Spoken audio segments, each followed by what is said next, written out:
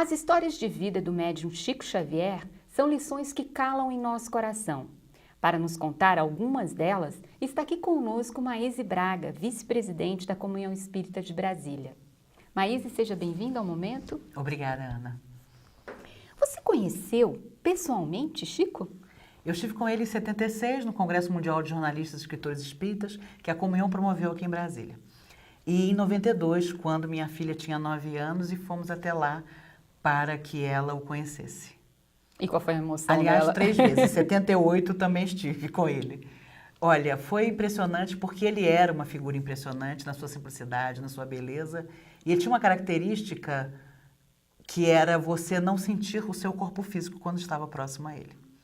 Isso era uma característica. Você não sentia. Era como se você saísse do seu corpo, tamanha a energia que ele emanava naquela simplicidade, na sua suavidade. Ele como que fazia você se sentir num estado mais perfeito do que você estava? Com certeza. E depois, quando você se afastava dele, você sentiu uma enorme vergonha ao perceber o quanto você estava distante de ser um verdadeiro cristão, que ele foi, acima de tudo, isso. Contam muito, né, que vários episódios de que ele adivinhava o nome das pessoas e a história pessoal do visitante. Você tem alguma dessas que seja emblemática? Olha, uma me impressionou enormemente. Eu fui em 92 com um amigo, Rogério, um amigo de 26 anos, e ele disse a esse amigo, na verdade o Rogério disse a ele: olha, Chico, eu queria te agradecer muito, porque eu era muito pobre quando criança e tomei sua sopa, a sopa que você distribuía aqui muitas vezes. Minha mãe me trazia para tomar a sua sopa. E hoje eu sou um bem-sucedido, um rapaz bem-sucedido, estou lá em Brasília, e eu não podia deixar de te agradecer por esse prato de sopa que durante tantos anos na minha infância eu tomei. Chico o abraçou e disse: Rogério, meu filho, sem que ele dissesse absolutamente que se chamava Rogério, sua mãe já está no mundo espiritual, não é? E o Rogério disse: já tem 10 anos que ela desencarnou. Meu filho, você não imagina a sopa de luzes que a sua mãe está preparando para você. 6 meses depois, o Rogério morreu num acidente de carro. Eu tenho absoluta certeza que naquele momento, quando Chico o abraçou, embora ele só tivesse 26 anos, Chico viu que o tempo de vida dele na Terra era pouco e disse isso a ele, que a mãe o aguardava na pátria dos espíritos com uma sopa de luzes. Eu podia passar o dia contando a você histórias semelhantes. Ele olhava para as pessoas e dizia coisas absolutamente inexplicáveis, até para a própria pessoa que ia procurá-lo. Durante o Congresso de 76, me recordo que Maria Amélia, uma amiga nossa, já eram 6 horas da manhã, desde as 8 da noite anterior, ele não fazia nada, não comia, só bebia água, e ela então disse: Chico, não é possível, você deve estar exausto. Ele estava psicografando? Ele estava autografando, autografando. Busque e Acharás, um livro que ele trouxe para ser lançado aqui. E ela então disse a ele: Chico, você deve estar morto, porque você não bebeu nada, não comeu nada, só água, nós somos muito mais jovens, estamos quase mortos de cansaço. E ele então disse: minha filha, o amor não cansa nunca. Eu costumo dizer que foi nesse dia, aos 18 anos, que eu descobri que não amava ninguém.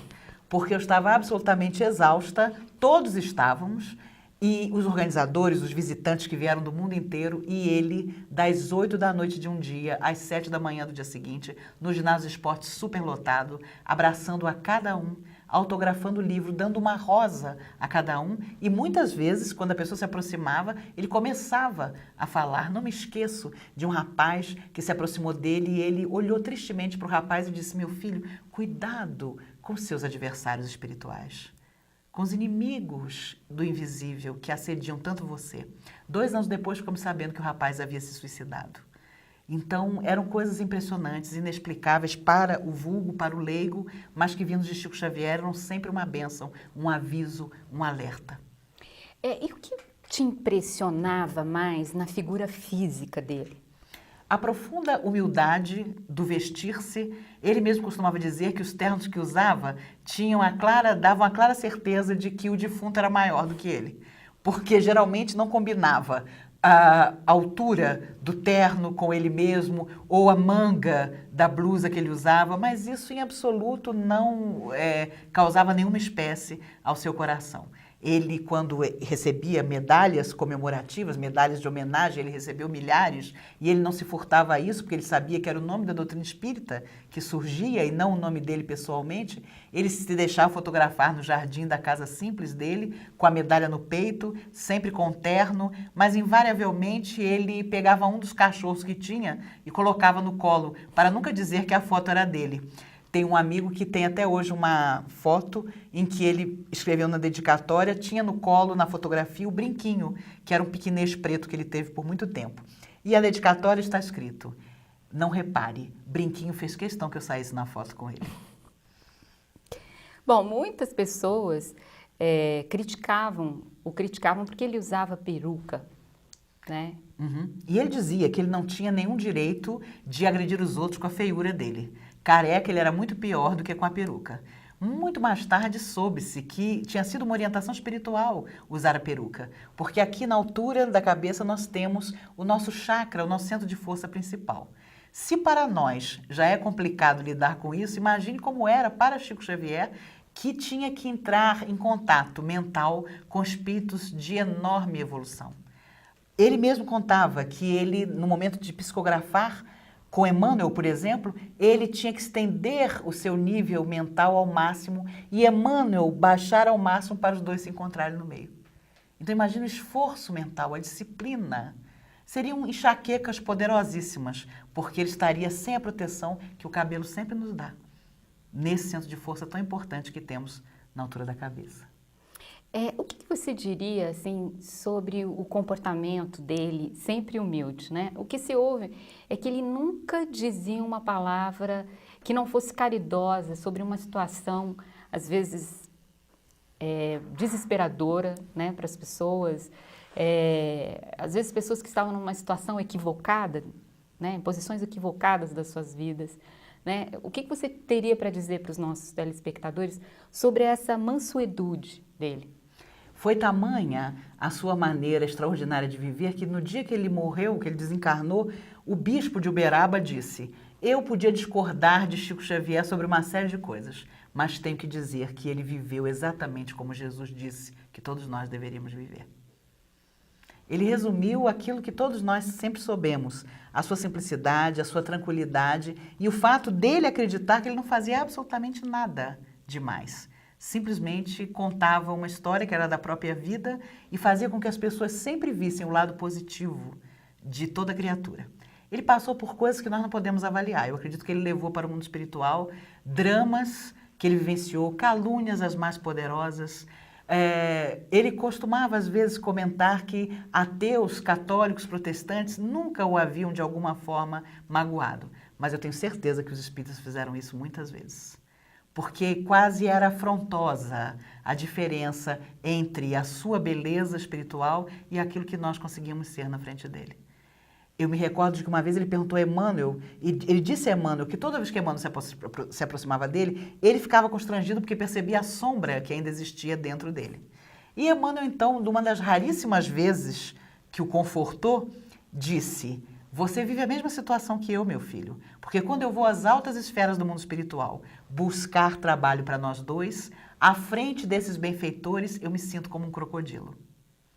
E ele contava essa história para nos lembrar de que tudo é processo de evolução espiritual.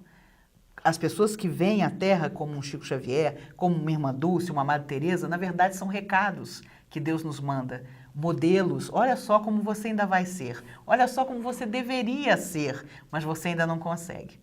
Então, há relatos de pessoas que eram agressivas com Chico, e eu acredito firmemente nisso, porque era tamanha a simplicidade dele que a pessoa se sentia agredida, dependendo do estado emocional dela, por existir uma pessoa com aquela tranquilidade, com aquela certeza de que toda a obra era do Cristo. E nos cabia apenas a honra de estar na seara dele.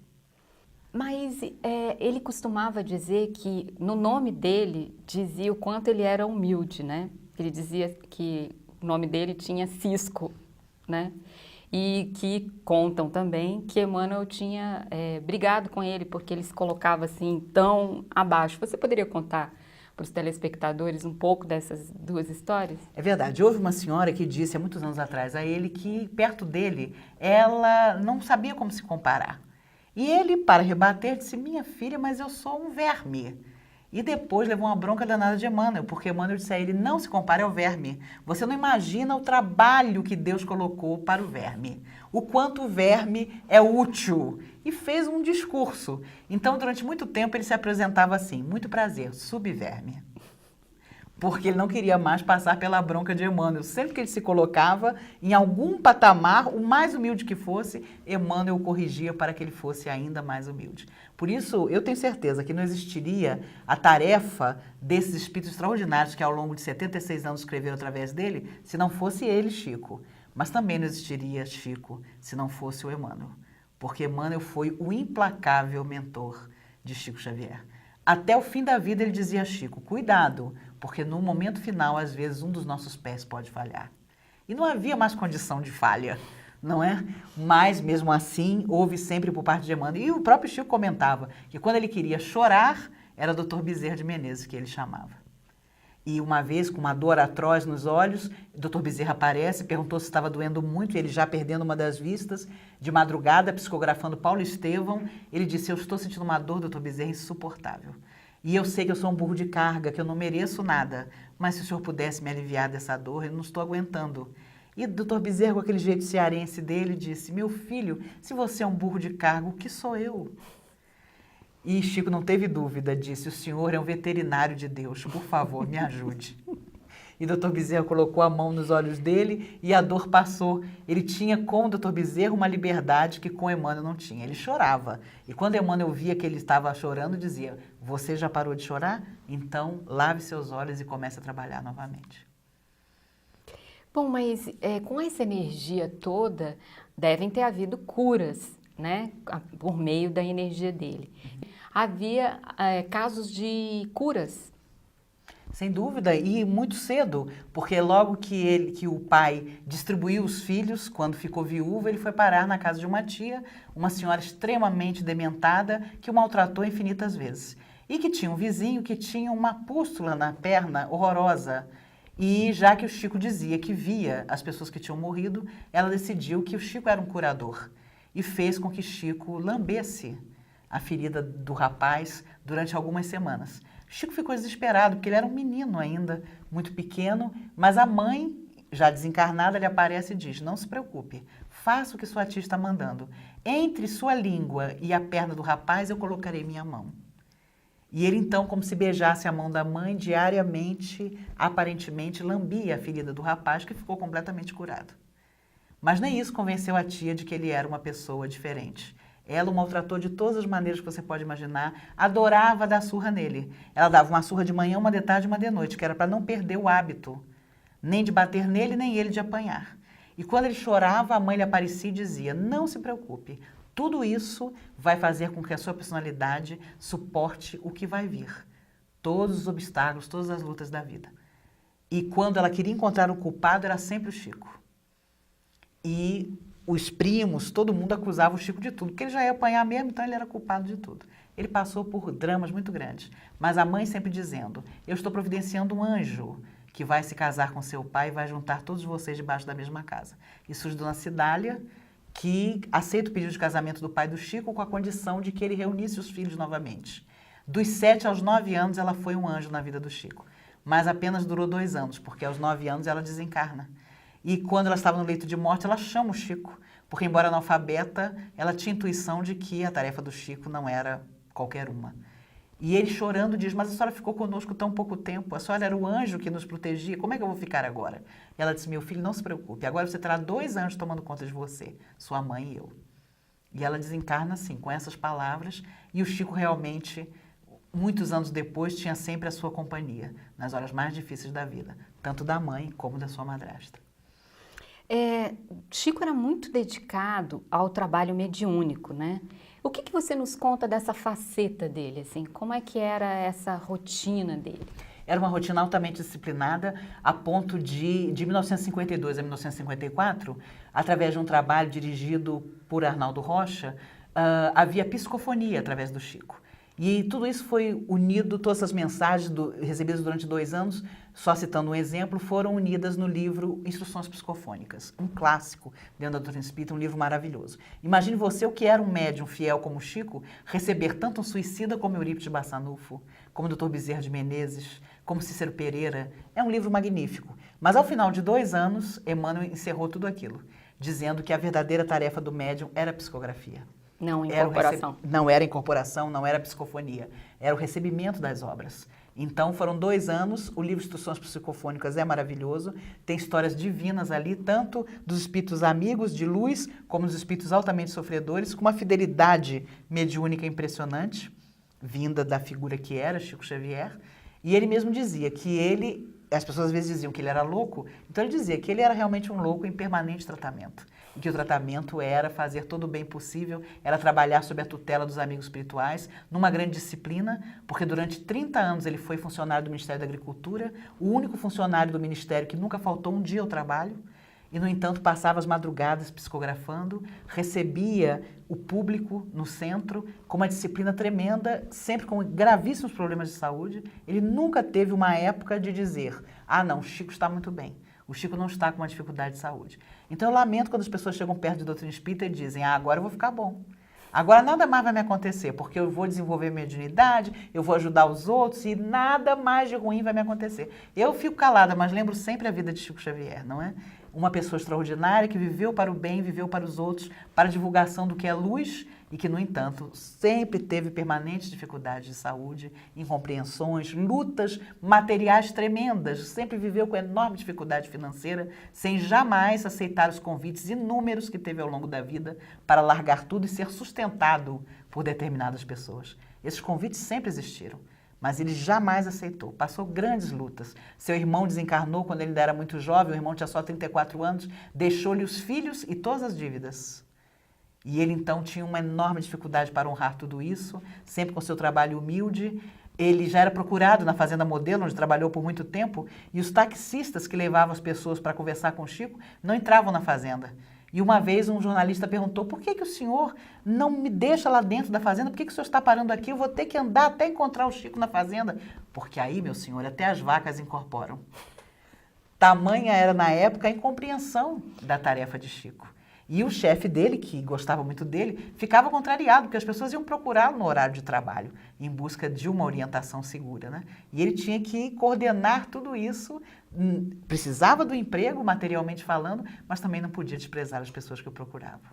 Bom, sobre essas pessoas que o procuravam, uma das tarefas, né, que maior deu visibilidade a Chico foi a psicografia dos entes queridos, das pessoas que já haviam partido, Exato. E a história e a situação de cada um deles. É verdade. O primeiro livro trazia a mensagem de 6 jovens desencarnados, intitulou-se Somos 6, lembrando o grande clássico Éramos 6. Uma das jovens desencarnadas que ali se manifesta era Volquimar, que morreu no acidente do incêndio do edifício Joelma, em 1º de fevereiro de 74. O livro teve enorme repercussão. A partir dessa data, foi permanente o trabalho de Chico nesse convite das famílias a procurarem os seus filhos, os seus seres queridos já desencarnados. Isso tomou grande parte da vida de Chico, fora a psicografia dos mais de 400 livros que ele nos deixou. Bom, muitas personalidades nacionais foram visitá-lo. Como é que ele reagia a essa popularidade? Ele nunca aceitou essa popularidade. Ele dizia que ele era um mero instrumento e que na hora que a espiritualidade quisesse, ele deixaria de ser. Então as pessoas o procuravam, muitas delas anonimamente, escondido. Ele nunca se deixou levar por isso, ele nunca considerou que isso era um convite para ele frequentar as personalidades é que iam até ele, não é? E o seu maior prazer era atender exatamente as pessoas mais difíceis, as mais obsediadas, aquelas que os próprios espíritas em volta dele diziam, não, Chico, pelo amor de Deus, você vai receber fulano? Você vai aceitar fulano? E ele trazia a pessoa para junto dele. Havia um rapaz bêbado que todos os sábados de manhã, na hora que o Chico ia sair com a caravana para a Vila do Pássaro Preto, o rapaz chegava embriagado. E o rapaz cantava. E as pessoas em volta do Chico desesperadas. Chico, manda esse bêbado embora. E o Chico dizia, meu filho, agora canta aquela música que eu adoro do Orlando Silva. E o rapaz cantava. Agora canta aquela do Silvio Caldas, e o rapaz cantava. Agora canta aquela do Nelson Gonçalves, e o rapaz cantava. Agora, as pessoas em volta começaram a perceber que quanto mais o rapaz cantava, a bebedeira desaparecia. E ele ficava, minuto, agora a última para nossa despedida. E o rapaz cantava. E as caravanas em volta desesperadas, porque caridade era a única coisa que elas não queriam fazer, né?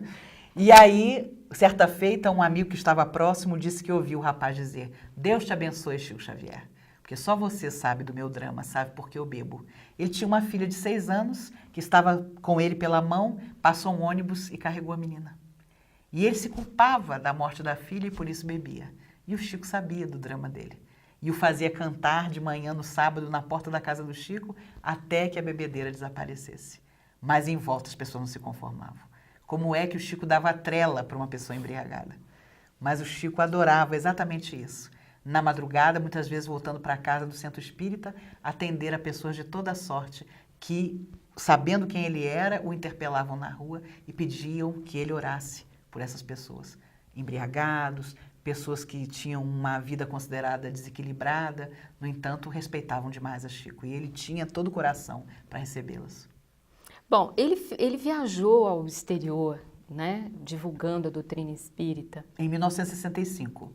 Foi a única viagem que ele fez ao exterior, realmente de vulto. Ele chegou lá e havia programas de televisão a serem realizados, mas Emmanuel disse não. Não vamos à televisão agora, vamos à livraria. E lá ele lançou as primeiras obras, né, em 65 ainda, junto com Valdo Vieira, para divulgar o livro espírita, a mensagem através do livro espírita. E quando ele voltou, realmente Valdo Vieira seguiu outros caminhos, ele permaneceu só, no sentido de continuar a tarefa. A área científica da doutrina talvez tenha ficado ligeiramente prejudicada, porque eu creio que Valdo, como médico, seria o receptáculo para a espiritualidade dessa área científica, mas outros chamamentos aconteceram, ele partiu e ficou apenas Chico. Mas o que Chico fez nesses 76 anos de mediunidade, acho difícil que outra pessoa venha realizar, porque foram obras de todos os matizes, com todo tipo de colocação, que estão ao longo do mundo em milhões de coletâneas, e acredito que se ele tivesse recebido uma ínfima parte do dinheiro que esses livros renderam e rendem, ele seria um homem milionário. No entanto, todo o livro foi entregue à Federação Espírita Brasileira, foi entregue a obras de divulgação da doutrina, com o registro em cartório de que ele não receberia, como jamais recebeu, 1 centavo por livro nenhum. Inclusive, as editoras não davam nem satisfação a ele da venda dos livros, porque ele nunca foi buscar isso. Ele realmente tinha o seu trabalho, materialmente falando, tinha o seu sustento, a sua aposentadoria, ganhava milhões de coisas, na mesma hora ele repassava. Eu me lembro que o costureiro Clodovil deu-lhe um relógio valiosíssimo e o mendigo que chegou na fila do lado, o Chico na mesma hora passou o relógio. E o Clodovil há pouco tempo contava na televisão, quase morreu ao perceber que o relógio caríssimo que ele havia passado para o Chico botou no bolso, no minuto seguinte entregou ao mendigo, sem ter qualquer noção do quanto aquele relógio valia. Bom, nosso tempo já vai se encerrando. Uma última questão para você. Qual, na sua opinião, é a maior lição que ele nos deixou? A lição de viver conforme aquilo que Cristo preceitua. Certa madrugada ele descia a rua e passou uma cachorra desencarnada, fora da matéria, totalmente iluminada. E ele disse que pela primeira vez ele pensou, eu fiquei louco de verdade. Agora é verdade, eu enlouqueci, como dizem as pessoas. Porque eu estou vendo uma cachorra que está morta e está iluminada. E Emmanuel, seu mentor, lhe aparece e diz, não, Chico, você não ficou louco. É verdade. Ela está iluminada porque ela morreu há mais de 12 anos e o dono nunca se esqueceu dela. E ele então contava essa história para dizer que se até os animais ficam iluminados quando pensamos neles, como é que não ficaremos nós se deixarmos no coração dos outros uma verdadeira lição de amor e uma lembrança de paz pela nossa passagem na Terra? Eu tenho certeza absoluta que vidas como a de Chico Xavier são eternos exemplos, sem nenhum endeusamento, exatamente para nos recordar disso, de que todos nós viemos para fazer luz, para um dia sermos luz. E às vezes estamos tão distanciados dessa beleza, dessa certeza que o Cristo preceituou em primeiro lugar para nós, que nos julgamos infelizes por pequenas coisas. Por qualquer bagatela hoje as pessoas pensam em suicídio, se deprimem profundamente, se afastam da família, dos amigos, acham que são as piores pessoas do mundo, que Deus as esqueceu, quando isso só prova que nós não estamos preparados para os grandes embates. Porque a vida também é o não, a vida também é frustração, a vida também é aquilo que não dá certo. Nós somos o passado em forma de presente. Então aquilo que hoje nos frustra, é carência, foi excesso e nós não soubemos valorizar. Então que a partir de agora, conscientes de que somos o passado em forma de presente, nós possamos fazer todo o bem possível. Deixar uma lembrança querida, como o Chico deixou para todos nós. Eu tenho amigos que dizem, eu sou ateu, Maíse, mas no Chico Xavier eu acredito. Porque a vida dele simbolizou muito mais do que simplesmente acreditar. Foi a vivência que todos nós devemos ter, de que qualquer coisa que surja em sua existência é sempre motivo de construção para uma felicidade que talvez hoje não esteja conosco, mas que amanhã com certeza virá. Mas muito obrigada pela sua participação no Eu que momento. agradeço a oportunidade.